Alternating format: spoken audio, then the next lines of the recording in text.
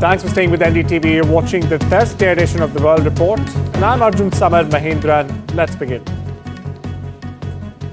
We begin this bulletin with a tragic update from Russia. An Angara Airlines flight carrying 43 people, including 5 children, has crashed in Russia's Amur region, the country's northwest Amur region. By the way, now the aircraft, which had gone off radar while it was en route to Tinda in the northeastern part of the country, was found by emergency teams hours later. Meanwhile, the Russian ministry has now confirmed the crash. My colleague Vishal Vivek joins us for the latest on this story. Vishal, disturbing news coming in from Russia's northeast frontier there. What's the latest you're picking up? Is there hope for any survivors? Well, Arjun, as far as the hope for survivors are concerned, so far the authorities are mum on that. They have indicated that the exact crash site has been located. At first, they reported that the fuselage of the airplane was located, and then they zeroed in on the main crash site. It doesn't seem to appear if the people have survived, how many people have been injured. It's still early hours of the report of the crash. We'll have to wait for confirmation, because TASS, the Russian state media, has gone on to say, as you mentioned, that 43 people were on board and at least 5 children were also there. Absolutely. What is the state of them? What is the state of injuries? How many people have survived? That remains to be seen. What is the cause of the incident? That also will be explored. So it's still too early to speculate on these matters, but we can confirm that there was indeed a crash on the far east region of Russia, close to the border of China and Russia, and that is where this horrific incident seems to have taken place. Of course. Vishal, for our viewers' benefit, if you could tell us where did this plane take off from actually, and where was it headed?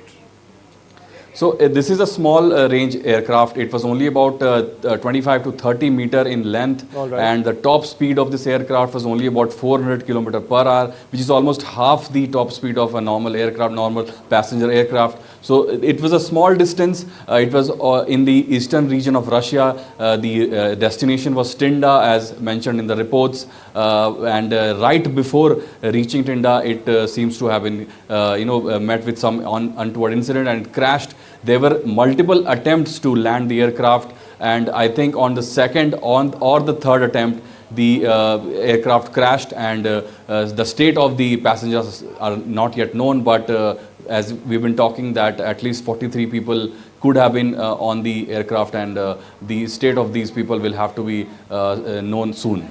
Well, thanks for getting us the latest there, Vishal. And of course, we'll keep on tracking this breaking story as and when the developments come in. Now, shifting our focus to the UK, where PM Modi is in fact in London. He's kicked off his first leg of his 2-nation tour. Now, this comes as India and the UK prepare to in fact sign a free trade agreement this very day. In fact, just hours from now. During the visit, PM Modi and UK counterpart Keir Starmer are also in fact expected to review ties with the sides, discussing everything from, say, technology, investment, climate, defence, trade and even migration. The Prime Minister is also scheduled to meet Britain's monarch, King Charles III. Now, the PM's visit is fleeting. He'll be there for less than 24 hours, but he has a packed agenda. My colleague Radhika Iyer brings you more straight from ground zero. The two prime ministers are going to be sitting across a table for over 2 hours, not just share a cup of tea, but speak of a variety of agenda items, including extremism, including economic offenders. But the star of that agenda is going to be a free trade agreement. Just to give it some context, the free trade agreement is likely to benefit the UK's GDP by 4.8 billion over a period of years, while India is likely to create over 5 million jobs, support these jobs in a variety of sectors, mainly export, and manufacturing is going to get a huge shot in the arm for India. 99% of India's exports to the United Kingdom, ranging from gems to textiles to processed food, leather goods, several other goods, are likely to see zero tariffs. Similarly, the UK is likely to see 90% of its exports to India, particularly automobiles such as cars, Scottish whisky, which India happens to be the largest consumer of in the world, along with several other goods which Britain sends over to India, will see a 90% cut in tariffs. After this particular signing of the deal that is expected to take place by noon or a little after noon on the 24th of July, Prime Minister Modi will also be meeting during a courtesy meeting with the King, Charles III, considering India continues to hold the status of being a Commonwealth. Radhika Iyer from London, NDTV. In the land down under, Melbourne's eastern suburb of Barunia was the scene of a hate-fueled assault. Now, this happened when the Sri Swaminarayan temple on Wadhurst Drive was defaced with red painted slurs, viewers. Now, the same hate messages were also scribbled on walls of the temple. They appeared onto nearby Asian-run restaurants or eateries as well. Meanwhile, Markand Bhagwat, the chief of the Hindu Council of Australia, has condemned the attack on the temple, saying the temple is meant to be a sanctuary of peace, devotion and unity. And he also said that seeing it vandalized felt like an attack on our identity, right to worship and the freedom of religion. Shifting focus back home to India, where 4 suspected Al-Qaeda operatives have been arrested from Gujarat's capital Ahmedabad in a major counter-terror operation by the Gujarat ATS, or the Anti-Terrorist Squad. The accused were allegedly in contact with Pakistan-based handlers and were using social media accounts to in fact incite hate during Operation Sindoor. Not only this, furthermore, they used an auto-delete app to clean any trace of their communication footprint. Now, the arrests have sparked concerns over sleeper cells and have renewed terror threats. Now, with the key mission being assigned to them through encrypted channels, viewers, this raises urgent and pertinent questions about terror networks quietly expanding within Indian cities. On the border, India and China reviewed the current situation along the India-China border on Wednesday in what the Ministry of External Affairs, or the MEA, is in fact describing as an atmosphere of peace and tranquility. Now, the meeting was part of an ongoing effort to manage broader issues between the two countries, or the two Asian giants, as they are called. The two delegations agreed to maintain regular communication on boundary-related matters through established diplomatic and military channels. They also discussed further steps to strengthen effective border management and maintain calm along the line of actual control. For perspective, in the recent past, India and China have taken several steps to mend their strained relations, which had sharply deteriorated after the deadly clash between their armed forces in June 2020 in Galwan. India will resume issuing tourist visas to Chinese citizens from today, the 24th of July. Its embassy in Beijing has in fact made the statement. It will be the first time in 5 years Chinese nationals will be issued visas by India. Back in 2020, India had suspended all tourist visas in a bid to contain the spread of COVID-19. Now, in a statement, the Embassy of India in China said that Chinese citizens can apply for tourist visas to India after completing an online form, scheduling an appointment and personally submitting their passport and other required documents to the Indian visa application centers in Beijing, Shanghai and Guangzhou in South China's Guangdong province. Now, this comes almost a month after resumption of the Kailash Mansarovar Yatra on the 30th of June. At least 2 civilians have been reportedly killed in Thailand and 2 Thai soldiers injured in heavy clashes with Cambodian troops at a disputed area of their shared border. Now, this comes after Thailand said it was withdrawing its ambassador and also expelling the Cambodian ambassador to protest a landmine blast in which a Thai soldier lost a leg. Meanwhile, Cambodia has responded that it was downgrading diplomatic relations with Thailand to their lowest level in history and recalling Cambodian staff from its embassy in Bangkok. Meanwhile, relations between the South Asian neighbors have deteriorated sharply since May, when a Cambodian soldier was in fact killed in an armed confrontation in one of several small patches of land both countries claim as their own territory. This report brings you more. Relations between Thailand and Cambodia are spiralling downwards as tension increases over disputed border areas. On Wednesday, Thailand expelled Cambodia's ambassador and recalled its own from Phnom Penh. In response, Cambodia is recalling all its diplomatic staff, leaving behind only a second chargé d'affaires and requiring the Thais to do the same. Well, this follows an incident Wednesday in which a patrolling Thai soldier lost a leg and 4 other soldiers were hurt in a landmine blast in a border area claimed by both sides. Thailand has also now closed several frontier crossings and said it will consider further measures. Last week there was a similar incident in a different part of the border in which 3 Thai soldiers were injured. The Thais say the mines were newly laid and of a type they don't use.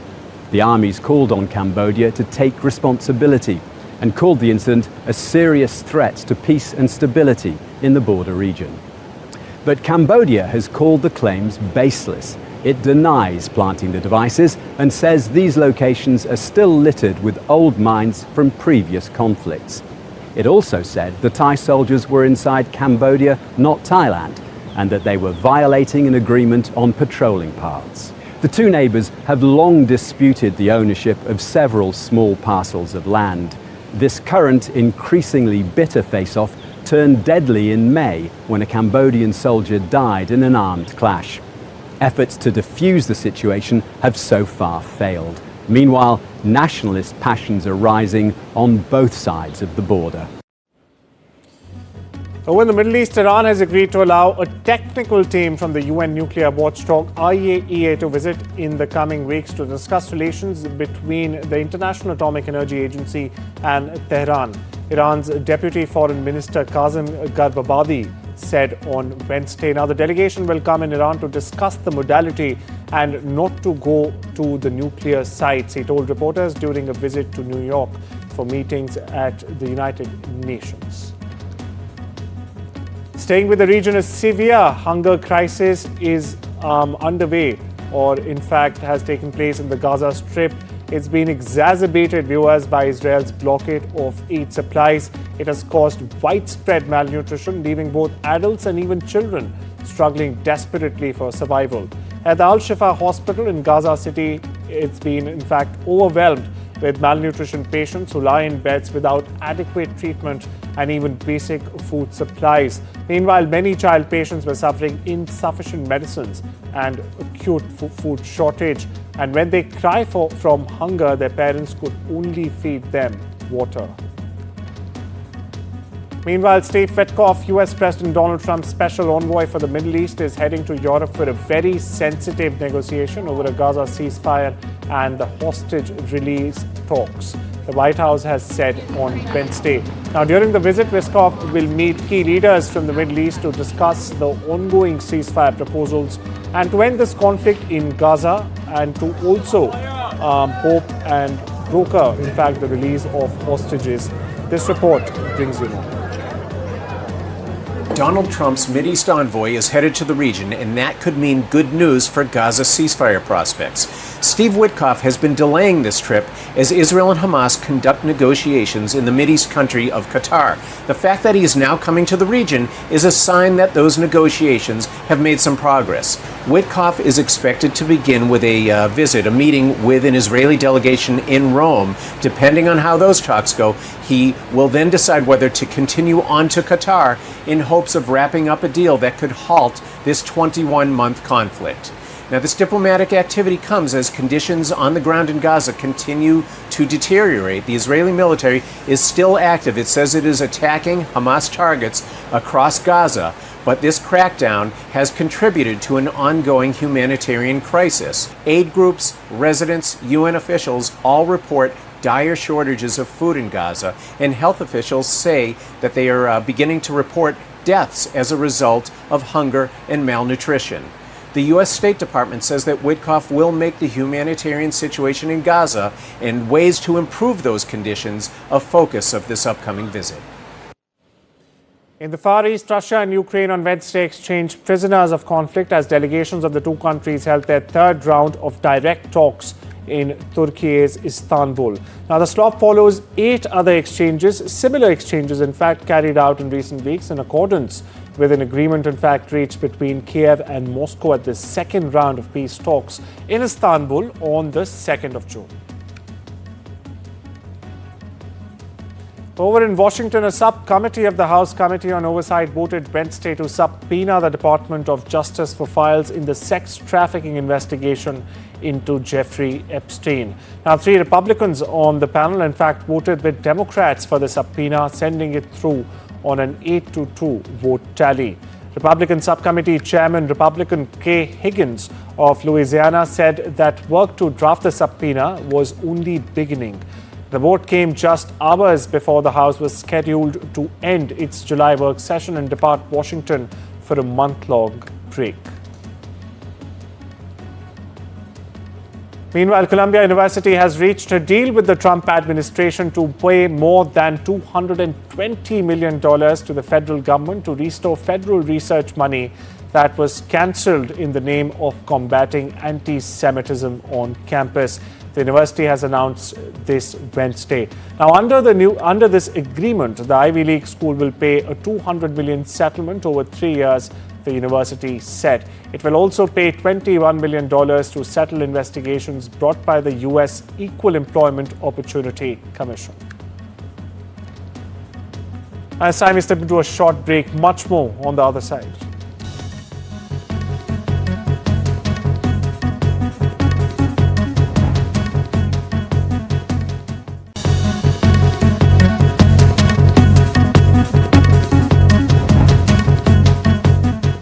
Welcome back. You're watching The World Report on NDTV. Now we shift our focus to news from the business world, where a sweeping cyber espionage campaign organized centered on vulnerable versions of Microsoft server software has now claimed about 400 victims. Now, this is according to researchers at Netherlands-based iSecurity. The figure, which is derived from a count of digital artifacts discovered during scans of servers running vulnerable versions of Microsoft SharePoint software, compares to 100 organizations catalogued over the weekend. Now, iSecurity says the figure is likely an undercount. Meanwhile, here's the good news, viewers. The Hershey Co says it's not raising prices for Halloween candy this year. That's correct, but here's the bad news. Hershey and other chocolate makers are in fact continuing to hike prices, saying a volatile cocoa market gives them no choice. But Swiss chocolatier Lindt said it raised prices by 15.8% in the first half this year. The company said it was able to offset some of the higher cost of cocoa with long-term contracts, but had to pass much of it on to the consumers. Meanwhile, cocoa prices have more than doubled over the past 2 years due to poor weather and diseases in West Africa, which, by the way, viewers, supplies more than 70% of the world's cocoa. International master Divya Deshmukh scripted history by storming into the final of the FIDE Women's World Chess Championship, defeating former world champion Zhong Yitan of China. Now, with this feat, or victory as they call it, Divya also became the first Indian ever to in fact qualify for the Women's Candidates Tournament, which will in fact decide the next challenger for the world champion Renjun Zhu. My colleague Rika Roy brings you this report.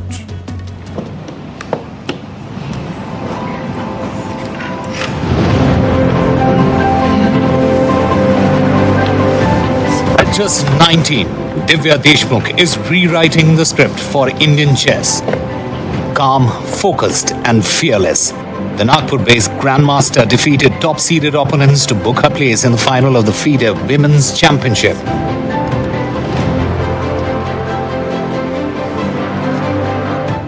A semi-final clash was nothing short of a thriller, a 5-hour-long battle of nerves and strategy. But Divya held her ground, displaying maturity well beyond her years.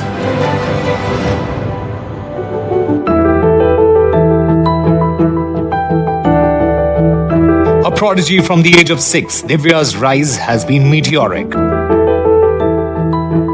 She's already a former Asian champion and a vital part of India's Olympiad winning team. Messages have poured in from across the chess world, hailing her as the future of Indian chess and perhaps its present too. Divya now faces the toughest test of her career, the FIDE Women's Championship final. But with the country watching and history within reach, she is already a champion in every sense. Samar for NDTV. And Taylor Swift is coming to a city near you, viewers, in wax form. Why do I say that? I say that because Madame Tussauds has unveiled 13 new wax figures of the superstar on Wednesday, with each replicating a look from her recent record-breaking Eras tour. Now, fans across 4 continents will now have an opportunity to in fact catch a glimpse of Swift's wax version. And the prestigious India Couture Week has finally kicked off in capital New Delhi, with prominent designers all ready to present their wedding and festive collection. We leave you with my colleague Mayank, who in fact brings us all the action from day one. The most glamorous, prestigious and decorated fashion event has begun. We are at the 18th edition of FDCI India Couture Week. Top designers from all over the country are all set to present their latest collections. Day one, we have Paris return Rahul Mishra. The most exciting is someone like me who believes in less is more, who's never worn embroidery. But even today, seeing how wonderful people all around the world appreciate Rahul Mishra's embroidery. Today is his show, is the opening show, and guess what I'm wearing? Everything that he does is so grand. I mean, every time in Paris Fashion Week, he, does an outstanding job. He's recognized on a global level. He's put everything about our fashion again on the map. I mean, it's already everywhere it's present, but the way he defines it, redefines it, is just beautiful.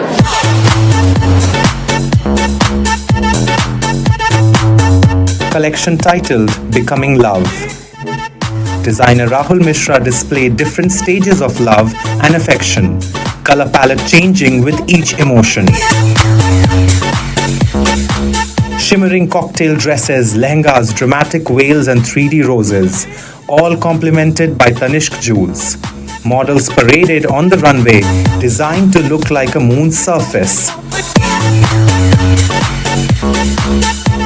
Actor Tamanna Bhatia appeared twice as she displayed Mishra's creations with A.R. Rahman songs as the backdrop.